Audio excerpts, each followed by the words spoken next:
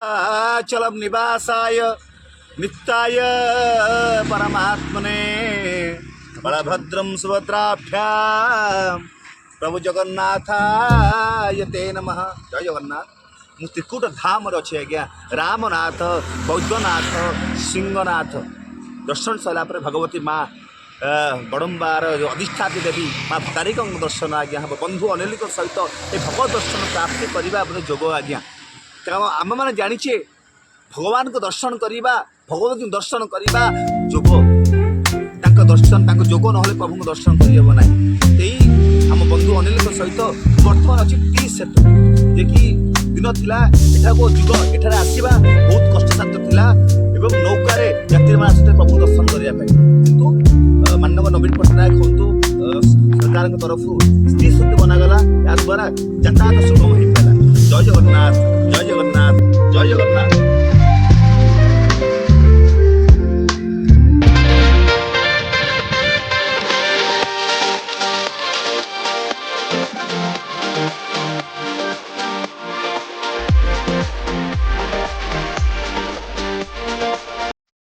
रास्ता जाऊँ समय हठात आइसक्रीम भाई देखा आम नड़िया आइसक्रीम खाऊँ आप देखिए मो हाथ में अच्छी जोटा पिला बेले मु 8 टंकार खाई पुणी आज अनेक दिन पर 10 टଙ୍କା देकी आइसक्रीम खाऊँ बहुत सुंदर लगुच। आम यापर आपको दर्शन करूँ प्रभु कृपा नबू से सिंहनाथ पीठ को जा। धन्यवाद। आगू पुणी देखा।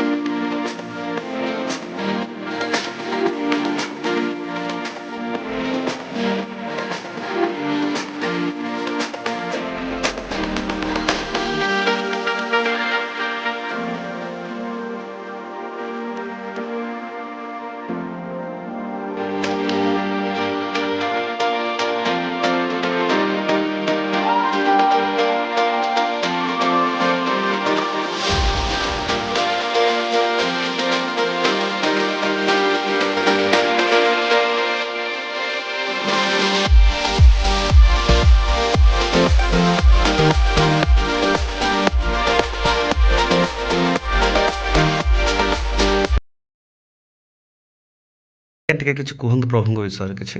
ପ୍ରଭୁ ତ ଆଚ୍ଛା ଆହ୍ୱାନ କାଳରୁ ଆମେ ମାନେ ପୂଜା କରି ଆସୁଅଛୁ। କେତେ ସେବାୟତ କୋଉ ସେବାୟତ ଏଠି ପୂଜା କରୁଛନ୍ତି ପ୍ରଭୁଙ୍କର? ମାନେ ସେବାୟତ ବାର ଭାଗରେ ବିଭକ୍ତ ହେଇଛି। ଆଜ୍ଞା ଆଜ୍ଞା କୋଉ ସେବାୟତ ଏଠି ଅଛନ୍ତି? ପ୍ରଭୁଙ୍କର ଅଙ୍ଗ ଲାଗି ସେବାୟତ କିଏ? ମାନେ ସେମିତି ତ ମୁଁ କହିପାରିବିନି। ତ ଆମର ଖଞ୍ଜା ଅନୁସାରେ ଆଚ୍ଛା ଆଚ୍ଛା ପ୍ରଭୁଙ୍କୁ ଆମେ ବସ୍ତ୍ର ପ୍ରଦାନ କରୁ। ବା ବା ବଢିଆ।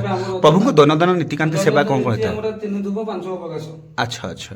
ପ୍ରଭୁଙ୍କର ପ୍ରଥମ ଧୂପ ହେଲା ଆଜ୍ଞା ଖେଚୁଡ଼ି ଆଚ୍ଛା ଡାଲମା ଆଚ୍ଛା ବଡ ସିଙ୍ଗାର ବା ହେଲା ମୁଖ୍ୟ। ତାପରେ ଦ୍ୱିପହରେ ହେଲା ଅନ୍ନ ଡାଲମା ଖେଚୁଡ଼ି କ୍ଷୀରି କାକରା ପିଠା ଏଣ୍ଡୁରି ପିଠା କାନ୍ତି 7 ପ୍ରକାର ଆଇଟମ ପ୍ରଭୁଙ୍କର ଠିକ ଠିକ ହେଲା ମୁଖ୍ୟ। ପୂଜା ସବୁ କଣ? ହଁ ମୁଖ୍ୟ ପୂଜା ଠାକୁରଙ୍କର କୋଉ ପୂଜା ପାଠ ତ ଅଲଗା ପ୍ରକାର ଅଛି ଏମିତି ମୁଁ କହିପାରିନି। ପୂଜା ମୁଖ୍ୟ ପୂଜକ ଅଛନ୍ତି ଆଉ ଜଳିଆ ଅଛନ୍ତି ଏମିତି ଅଛନ୍ତି। ପର୍ବପର୍ବାଣୀ ମୁଖ୍ୟ ପର୍ବ ହେଲା ମୁଖ୍ୟ ହେଲା ଆମର ମକର ସଂକ୍ରାନ୍ତି ଯାତ୍ରା ସଂକ୍ରାନ୍ତି ମହାସଂଘରେ ପାଳନ କରାଯାଏ। ପ୍ରଭୁଙ୍କର 4 ଦିନ 3 ଦିନ ଯାତ୍ରା ହଉଛି। ଆଉ ବର୍ତ୍ତମାନ ତ ବ୍ରିଜ ହେଲା ପରେ ଭକ୍ତମାନଙ୍କର ସବୁ ଛୁଟୁଛି। ବର୍ତ୍ତମାନ ଯୋଉ ଗ୍ରୀଷ୍ମ ପ୍ରବାହରେ ଭକ୍ତମାନଙ୍କର ଭିଡ଼ ନାହିଁ। ଆମେ ଏମିତି ପ୍ରଭୁଙ୍କୁ ସେବା ପୂଜା କରି ଆସୁଛୁ। ଆଉ ବର୍ତ୍ତମାନ କଣ ସମସ୍ୟା ଅଛି ଏଠି? ସମସ୍ୟା ଅଛି କଣ? ଯେତେ ଲାଇନ ସରକାର ତରଫରୁ ଲାଇନ କାମ ଚାଲିଛି। ସମସ୍ୟା ଆମର କଣ ନା ଆମର ବାସଗୃହ ନାହିଁ। ରହିବା ପାଇଁ ଆମେ ବହୁତ ଦୁଃଖରେ ଅଛୁ। ସରକାର ଯୋଜନା ଆମେ ଠିକରେ ପାଇପାରୁନୁ। ମାନେ ବାସହୀନ ପରିବାର ଆମେ ଯୋଉ ଘର ଆମେ ବାସ କରୁଛୁ ସେ ପଟ୍ଟା ବି ନାହିଁ। ସରକାରଙ୍କୁ ବହୁତ ହଜାର ହଜାର ଖର୍ଚ୍ଚ କରିବୁ ସେ ପଟ୍ଟା ବି ହେଇପାରୁନି। ଆମର ପିଲାମାନେ ପରୀକ୍ଷା ଦେବା ପାଇଁ କୋବି ସାର୍ଟିଫିକେଟ ପାଇପାରୁନାହାନ୍ତି, ରେସିଡେନ୍ସ ପାଇପାରୁନାହାନ୍ତି। ଆମେ ଦୁଃଖରେ ଚଲୁଛୁ। ଖାଲି ପ୍ରଭୁଙ୍କ ଆଶା କରି ପଡି ରହିଛୁ। ଆଉ ପ୍ରଭୁଙ୍କର ଇଏ ପ୍ରଭୁ ତେତେଶ୍ୱର ମନ୍ଦିର ପ୍ରଭୁ ଯିଏ ଯାହା ମାନସିକ କରୁନି ଏଠି ନିଶ୍ଚିନ୍ତ ପାଆନ୍ତି ନିଶ୍ଚିନ୍ତ ପୁଣ୍ୟ। ବଢିଆ କଥା। ପ୍ରଭୁଙ୍କର ମହିମା ଅପାର। ମା ମହାଗୌରୀ ପ୍ରଭୁ ଶଙ୍କର ଭଗବାନ ଭକ୍ତମାନଙ୍କୁ ଶାନ୍ତିରେ ରଖିଛନ୍ତି। ଜୟ ସଂସାର ଜଗନ୍ନାଥ। ମଙ୍ଗଳ କରୁଛନ୍ତି। ଜୟ ଜଗନ୍ନାଥ।